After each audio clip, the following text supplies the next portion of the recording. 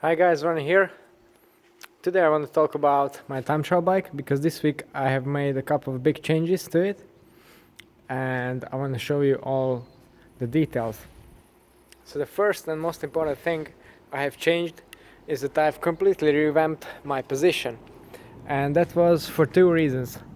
For first, I haven't been riding this bike too much lately and my power really suffered in my uh, very aggressive triathlon position basically. So that was the first one. I had to do something about that. And the second reason is that I want to do some UCI level races next year, so I'm going to need a UCI legal position. So I looked up at the rule book and I have made some changes accordingly. So the first, possibly the most important rule you need to obey is that the tip of the saddle has to be at least 5 centimeters from the bottom bracket. As you can see, my dash saddle is very short, so it's not very hard to achieve that, and it's slammed right to the back of the rails, and this way my saddle is actually 6 centimeters from the bottom bracket, so that's all in well. And then another rule goes to the length of your extensions. Basically, they cannot extend from the place of the pivot point.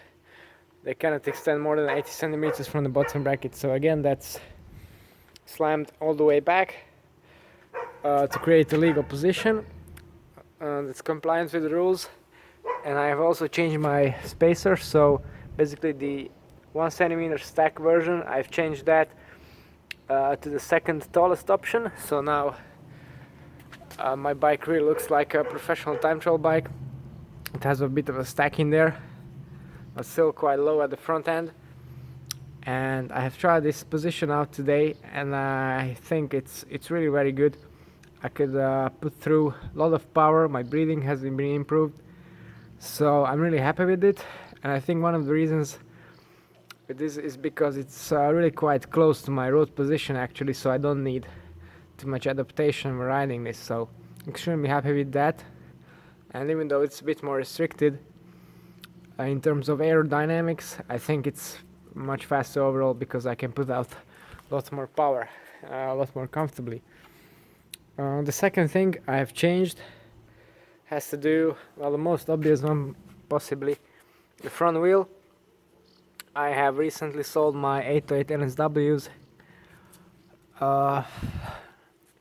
because, well, I have zips, well, MVs on the way, MV 7.8s, I wanted to use for this bike, and I've ordered the MVs in April, but I still don't have a delivery date on them, and I still have one more time trial to race this year. And well, basically the Slovak distributor for Vision had this very neat little tri-spoke laying around in stock, so gave me a good price and I decided to go for it. But no details in a separate video about this wheel. So far I like it, it's pretty fast and I think it looks the part as well. Another thing I have changed has to do not with the dog but with my shifting. Previously I have used my Force One cyclocross derailleur and my 1x setup basically, but since I have a 1x specific chainring with some tall teeth on there, I really wanted to experiment with a standard derailleur and an oversized pulley wheel system, because the one gripe I have with the Force One derailleur is that it puts come on, a huge amount of tension on the chain, and that creates a lot of friction. As you can see, the chain is now pretty loose. I have the pulley wheel system in the medium tension setting, so it's still quite a firm hold, but nowhere near as firm as the Force One. So this should lower the friction by a great amount. Then you got further reduction from the oversized pulley wheels.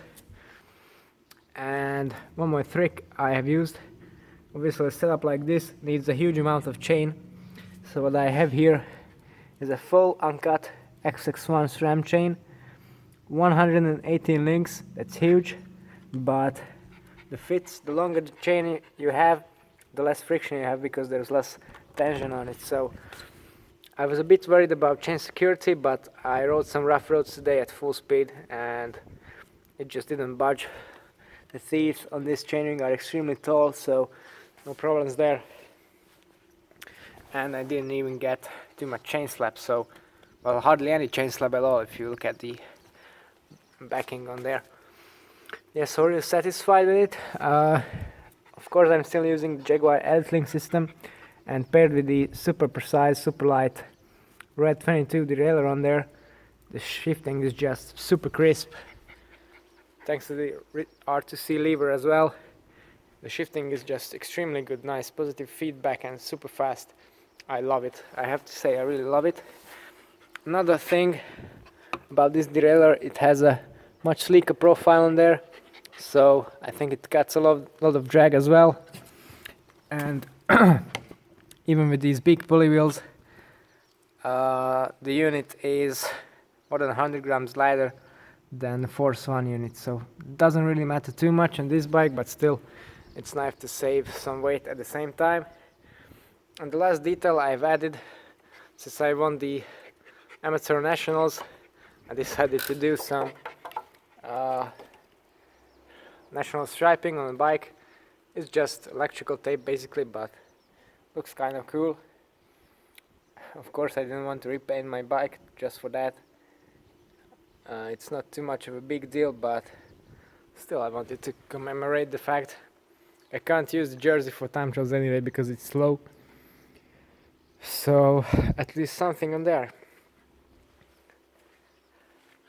So far I'm really satisfied with these changes. Mostly about the position, I'm really happy with that. And I'm looking forward to riding my bike more in this time of the year. Okay, so these were my time trial bike details. I hope you enjoyed this. Maybe get some inspiration for your setup. If you'd like to see more content about this bike, or maybe some other bikes as well that I own and work on, then don't forget to tune into my channel and subscribe. It's all for today. Thanks for watching and see you next time.